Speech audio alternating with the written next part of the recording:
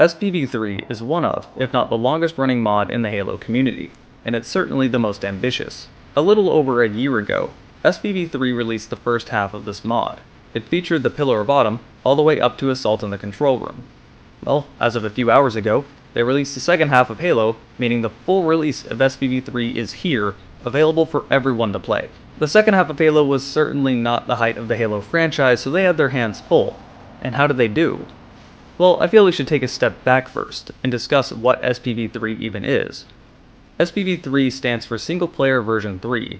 It retools the graphics, the enemies, the weapons, the maps. It effectively remasters Halo Combat Evolved.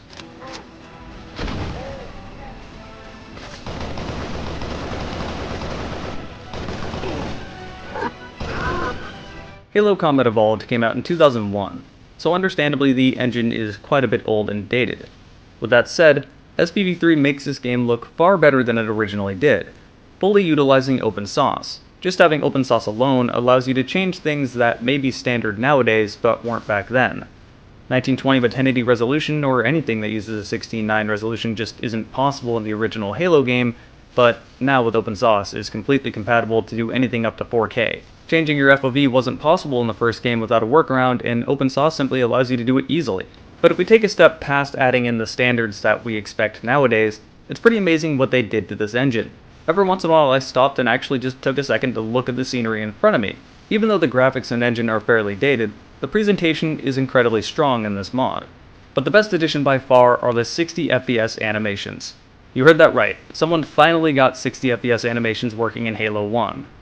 The original Halo was never made to run at anything above 30 FPS, so the animations were made at 30 frames per second, which is what you would see on the original Xbox.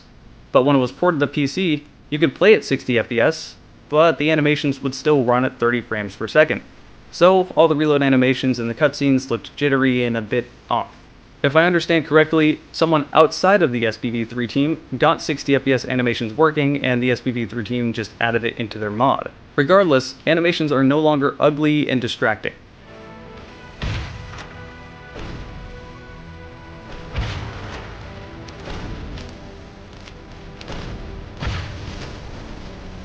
Halo Combat Evolved had a pretty good weapons sandbox, fit for starting an entire franchise around, but a little bit lacking by today's standards. SPV3 entirely fixes this problem by reworking every old weapon in the game and adding in a ton of new ones. Just rebalancing the Halo 1 pistol is a feat of its own, and they managed to do it very well. You have a ton of Halo weapons that you should be familiar with, from the battle rifle, to the DMR, to the pistol, to the assault rifle, to the SMG, to the Covenant carbine, you name it, you have it. And there are a ton of new ones that are plenty of fun to play with, such as a 5-round burst brute pistol and an incendiary sentinel beam. Dude, this flamethrower is extremely useful. Enemy variety was a big problem in Halo Combat Evolved. There simply wasn't enough enemies to not make the game repetitive. SPV3 alleviates this problem by adding in a bunch of enemies we've seen in other Halo games, as well as giving ranks to the current enemies we already have in Halo Combat Evolved. We have grunts, jackals, skirmishers, different ranks of elites, different ranks of brutes. Pretty much everything you could find in the Covenant is there. But they also did the same with the other factions in-game. There are 3 different types of Forerunner enemies: an incendiary sentinel, a longshot sentinel, and an enforcer brought in from Halo 2. But the biggest question is, what did they do with the Flood? Nobody likes the Flood. No one likes fighting the Flood. They ruined the second half of the game. But what did SPV3 do to fix this problem? Well, the same as they did with the other factions in-game. Gave them numerous different types. In Halo 1, the Flood was the same 3 basic types of enemies. A spore, those big fat things that explode, and then one that would just run up and smack you or occasionally instantly kill you with a rocket launcher. It was very repetitive and very annoying. In SPV3, there's about a Flood type for every single living type of enemy you find in-game. The one that really stood out are the Jackal forms. They make a loud, irritating noise before jumping at you, and at first this gimmick kinda caught me off guard and I found it very entertaining, but honestly the more I played the game, the more I found it really annoying. They seem louder than the rest of the game, almost as if the audio is messed up with that enemy type. On top of this, once this enemy dies, it pops out 5 different spores, and those things are just obnoxious to deal with anyway. Now I'll give SPV3 a lot of credit here. They tried to fix a big problem in Halo Combat Evolved, the Flood.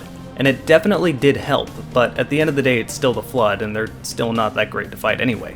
But at least I wasn't wanting to kill myself, and at least I wanted to continue playing the game.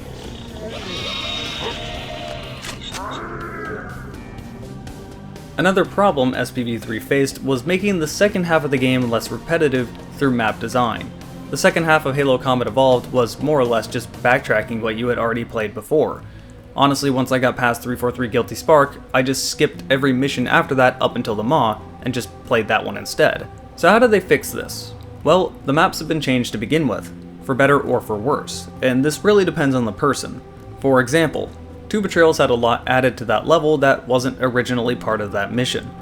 A lot of it is flying a Banshee, but the different areas I actually found to be quite interesting compared to what we originally had of flying down a canyon to get to your next destination. The different enemies and different weapons really allowed you to play through these missions without them feeling too repetitive.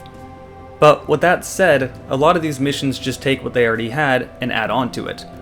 For example, they added a lot to the second mission of the game, Halo. Now, I was never a big fan of this mission, even though I know a lot of people like it. I generally don't like big open maps and vehicle-heavy centric levels. While to expand upon what Halo did, they just added bigger maps and more levels. And I wasn't a big fan of this just because I never really liked how Halo played to begin with. At least Halo the level, not the game. But if you loved the second mission and you loved Halo, you might love what they've done. So ultimately this is going to be a personal preference thing if you like that kind of mission. The same can be said for the first mission of the game, where they added a lot to the Pillar of Autumn. Now, I like infantry combat and I like up-close combat, so I like having more of it there.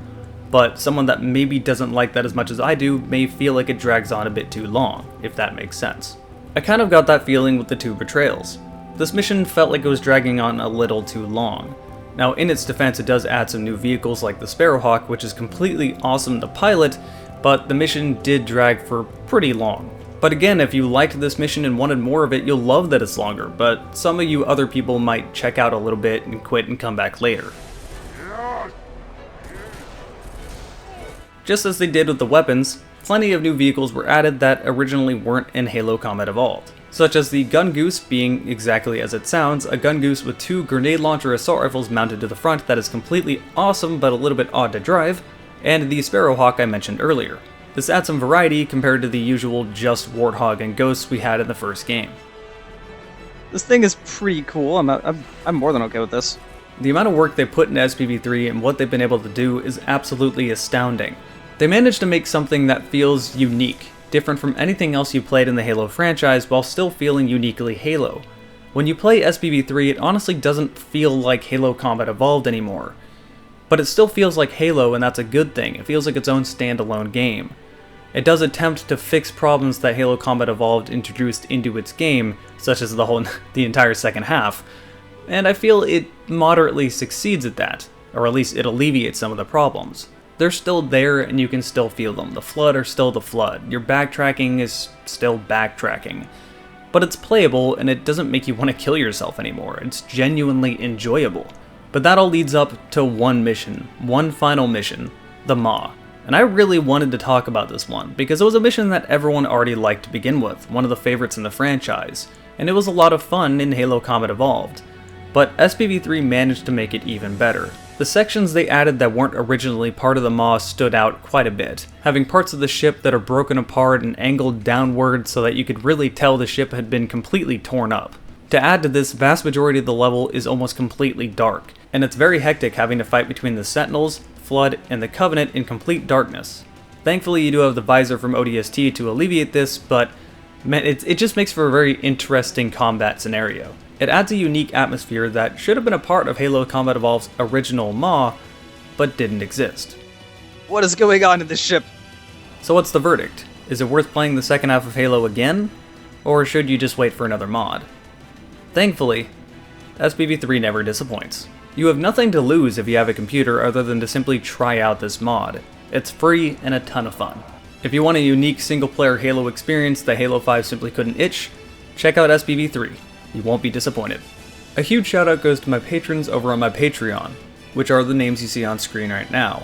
I couldn't do what I do without them. If you enjoy this sort of content and want to become a patron yourself, check the link down below in the video information, linking you over to my Patreon. I really can't downplay it. Anything you're willing to give is a huge help to me given YouTube's situation at the moment.